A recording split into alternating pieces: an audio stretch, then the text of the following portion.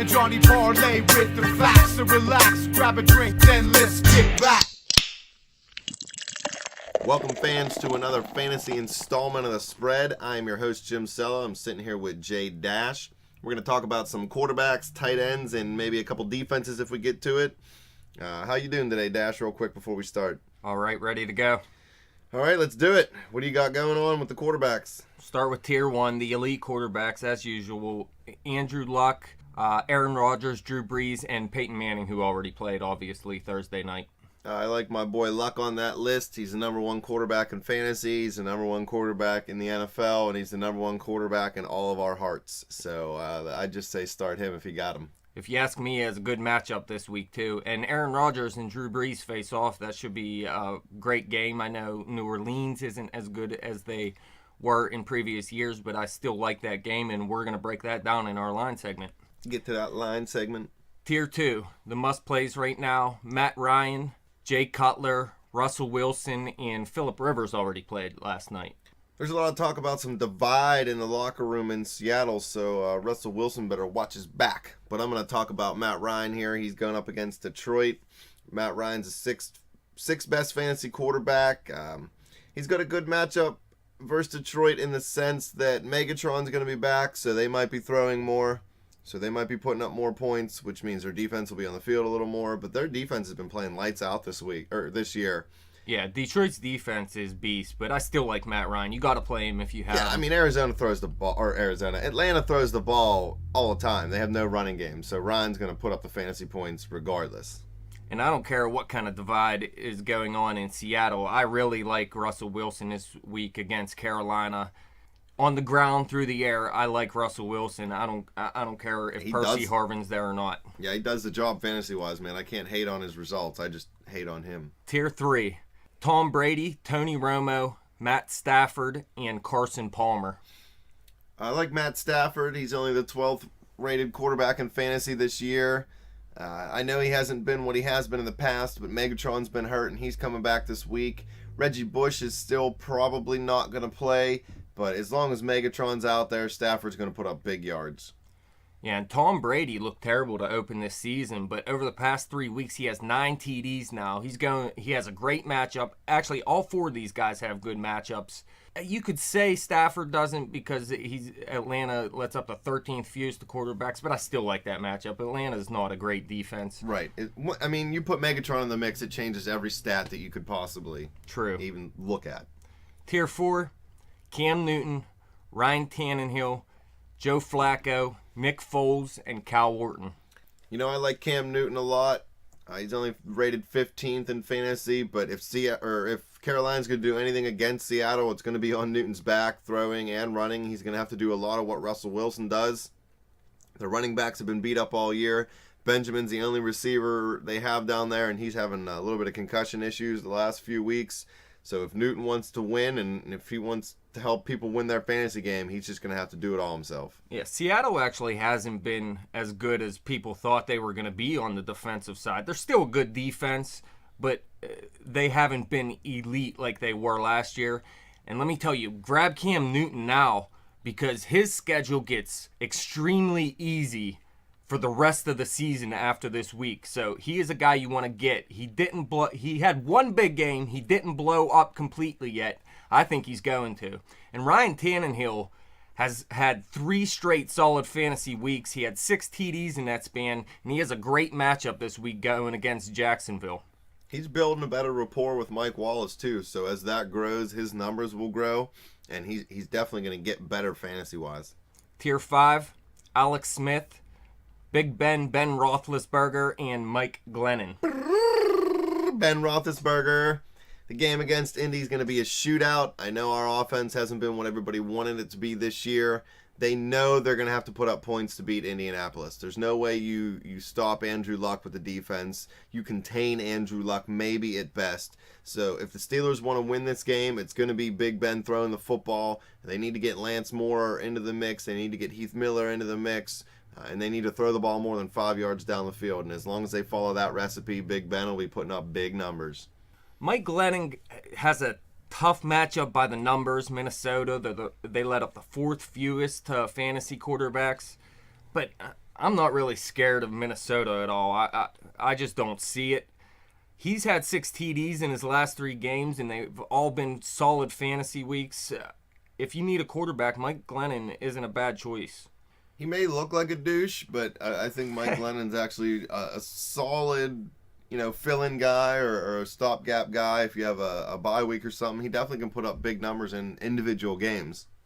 Tier 6, Andy Dalton, Austin Davis, Ryan Fitzpatrick, Bridgewater, and your favorite, Brian Hoyer.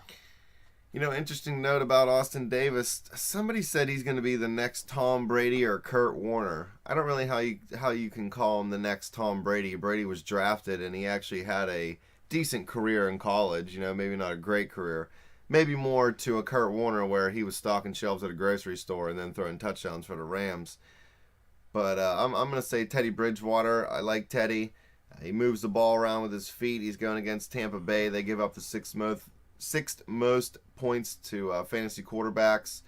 He's had 5 INTs in the past 2 weeks, but that went against strong defenses in Detroit and Buffalo. He's a young guy, so he's going to have hit or miss games, and I think it's going to be a hit game this week for him. It's going to be a tough game for Andy Dalton, I think, going versus Baltimore. They let up the 9th fewest quarterbacks, and he only has 3 TDs and 3 interceptions in 3 home games, so he doesn't look good at home. He really hasn't looked great all season. It's a tough matchup. I don't know. Did he get the contract this year, or is he playing for a contract? I think he's playing for a contract, right? I thought he did sign a contract. Maybe he did already. get the extension. Well, then that's why he sucks, because he already got the money, so he doesn't really care. He's just like, word up, man. I got that loot. I ain't even try anymore. Could be wrong. This is his 3rd season, right? 4th, I think, maybe. Yeah. I don't know. Tier 7. It's 4th. Dalton's a solid guy. I'm not hating on him, but you just see that drop sometimes with players when they get the big contract. Tier 7. Blake Bortles, Colt McCoy, Derek Carr, Zach Mettenberger, who's getting his first NFL start. I'm excited for that guy. And Geno Smith. Derek Carr is an interesting player to me. He's only the 26th rated quarterback in fantasy, but man, does he have a strong arm. I don't know if anybody's seen that play last week. He kind of rolled out to the left deep, and he chucked the ball about 55 yards downfield on the run, like right on the money. This kid's going to be good. He's going against Cleveland. Their run defense is struggling, so now that's going to make their pass defense struggle. I think Cleveland is going to be on the downside of their season now after starting hot. So I think the Raiders may be able to go in and put up big points against Cleveland's defense. Colt McCoy came in relief for Kirk Cousins this week, and he looked really good. He went 11 for 12 with 128 yards towards the end of that game, and he had a TD. His name is Snake McCoy, by the way. Snake McCoy. Snake. We will only refer to him as Snake McCoy, but go ahead. Sorry. Anyway, I don't believe it. He's going up against Dallas, so first of all, this is a very tough matchup. And I just don't believe he's as good as he looked last week. Yeah. He come in. Quarterbacks do that, man. You see backup quarterbacks come in and have a couple good games. It's not that hard to come in and have one real good half. But he's not going to go, only 1 incompletion. But he still could put up some points. Yeah, I'd try to find something better this week. One stash here. Robert Griffin. He's owned in well less than 50% of the leagues. And it's possible he can return this week, but it's more likely he's going to come back in week 11. And some people don't have good quarterbacks, so go grab Robert Griffin and just stash him on your bench for now. Let's talk a little bit about tight ends. Quarterbacks, they were getting thin there at the end. So what are some great tight ends you could go with this week? Well, we're going to start off with Tier 1, the elite. Jimmy Graham, Rob Gronkowski, Greg Olsen, and both Antonio Gates and Julius Thomas already played this week. Yeah, Julius Thomas already played. Denver had a big game. Game went over, just like Johnny Parlay always predicts. Thomas is an interesting player. He's in a contract year this year.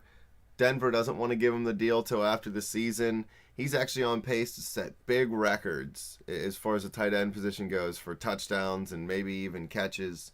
He's playing hard every week, and as long as Peyton Manning's healthy and in that offense, he's going to put up huge points. So if you can get that guy, or you already have him, start him on a bye week. He's that good. He's still going to get you points. Jimmy Graham's questionable again. He did play last week, but he had no catches. He totally blew it for fantasy owners. He was hurt. He's still hurt, so people don't know if they want to trust him or not. I do. Just put him in, play him. His upside is too good to just put him on the bench and let him score 30 down there for you. Tier 2. The must starts right now. Martellus Bennett and Jordan Reed. Martellus Bennett going up against New England. They got some injuries on the defensive side of the ball. Cutler likes throwing to the tight end. He's struggling a little bit this year. Their offense is struggling as a whole. So you always have that safety blanket in the tight end. You feel comfortable dumping the ball off to him. So don't be surprised if he's running around the middle of the field all over New England's defense. Yeah, he was listed at questionable the last I seen, but it does look like he's going to play. Jordan Reed is going at Dallas. Dallas is good defense, but they have been pretty bad against tight ends this year, actually. They're one of the worst in the league against fantasy tight ends. And Jordan Reed is a beast. He came back. He showed he could do it last week. Colt McCoy found him a few times on that final drive. I like him. Tier 3, Dwayne Allen and Delaney Walker. Dwayne Allen's going up against the Steelers defense. I'm a Yinzer. I love Pittsburgh. Ryan Shazier may be coming back this week, and if he does, that would help. But we always get torched by tight ends. We've said it in a segment before. Polamalu's struggling against bigger tight ends now as he gets a little bit older.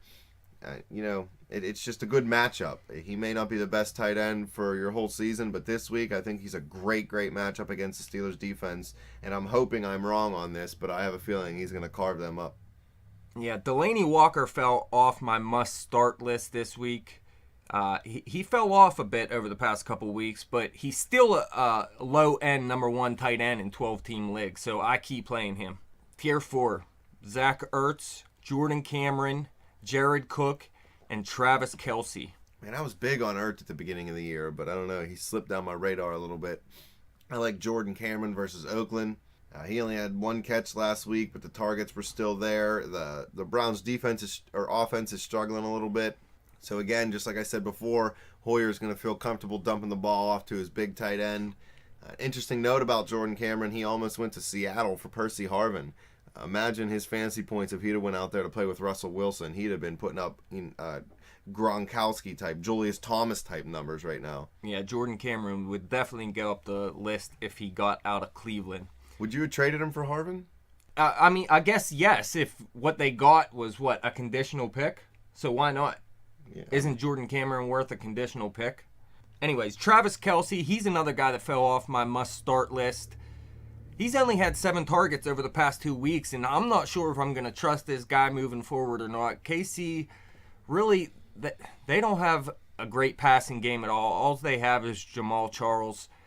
Tier 5, Kobe Fleener, Jason Witten, Clay Harbor. Witten, I don't want to call him disappointing this year because he's getting up there in age, so you kind of expect a small decline from him. He only had 2 catches for 27 yards last week, but he's been consistently mediocre over his previous 5 games. He's going up against Washington, and they give up the 16th most points to fantasy tight ends. Romo is having consistent. I don't want to call it consistent. He's completing a lot of high percentage of his passes. Romo looks good. He has a high quarterback rating. He's not turning the ball over a lot, so there's opportunity there. They're running the ball well, getting him into the red zone, and Witten's always been a good target in the red zone. So any game now, he can blow up. You were saying you like Dwayne Allen this week. Kobe Fleener is in Indy's offense as well. He doesn't get many targets, but he does have 3 TDs on a season, and he has 9 or more fantasy points in PPR in 4 of his last 5 weeks, so he's getting it done too, and it wouldn't surprise me if he found the end zone this week. Tier 6, Charles Clay, Heath Miller, and Scott Chandler. I like Heath Miller versus Indy. Of course. I love Heath. Everybody knows I love Heath. Indy gives up the 10th most fantasy points to tight ends. He's only had really 1 good fantasy game this year. Indy's going to be putting a lot of heat on Ben Roethlisberger. Interestingly enough, he's the least blitz quarterback in the league right now, but he's been sacked the 2nd or 3rd most in the league. So that shows that they're not bringing a lot of extra players and leaving the middle of the field open. But Indianapolis' defense likes to bring the blitz more than most teams, so I think they're going to bring the heat and going to leave Heath open over the middle. That's hard to say. Bring the heat and leave Heath. Tier 7, 2 bums that I hope you're not playing. Jermaine Gresham and Jason Morrow. You're not saying anything about these bums, right? I don't even know who the other guy is. I know who Gresham that's is. the but... Jets tight end. Well, then who cares about him? He's got Geno Smith, a quarterback. Maybe Well, hey, Michael Vick. listen, playing. though, Gresham had 16 catches and 116 yards over the past 2 weeks. It is a tough matchup, though, and you don't want to play this guy. I think he had like 10 catches last week. It's not going to happen again. No. I don't see it. Moving on to defenses. Moving along. All right, Miami at Jacksonville, Indy at Pittsburgh, Tennessee versus Houston, KC versus St. Louis, and Minnesota at Tampa Bay.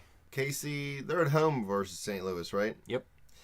Yeah, I like that matchup. St. Louis, Austin Davis at quarterback. I don't know. Austin Davis? No, he blew up there for a 2-week span, had 6 TDs over 2 games, but then he fell back down to earth. I mean, he is what he is. They don't really have much of a running game, so St. Louis's offense is just not scary at all. So I could see KC maybe even taking a pick 6 back to the house. And their run game, they don't even know what's going on with that yet. They don't know who their starting running back is. I like Trey Mason myself, but that's for another segment. Miami is going into Jacksonville. Jacksonville allows the most points to team defenses in fantasy.